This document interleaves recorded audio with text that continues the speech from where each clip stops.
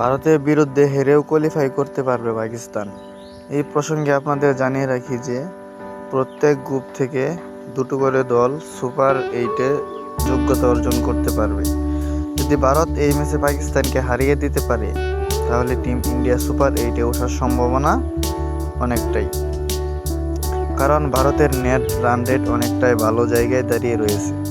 অন্যদিকে রবিবারের ম্যাচে পাকিস্তান যদি ভারতের কাছে হেরেও যায় তাহলে বাবরদের কাছে যোগ্যতা অর্জনের একটা সুযোগ থাকবে। সেক্ষেত্রে পাকিস্তানকে পরের দুটো ম্যাচ ভালো নেট রানে নিয়ে জয়লাভ করতে হবে। ভারতের পর পাকিস্তানকে একটি ম্যাচ কানাডার বিরুদ্ধে এবং অপর ম্যাচ আয়ারল্যান্ডের বিরুদ্ধে খেলতে হবে। যদি পাকিস্তান এই দুটো ম্যাচই ভালো নেট রানে নিয়ে জয়লাভ করতে পারে এবং আমেরিকা পরের দুটো ম্যাচ হেরে যায় তাহলে পাকিস্তান সুপার 8-এ ওঠার সম্ভাবনা আছে।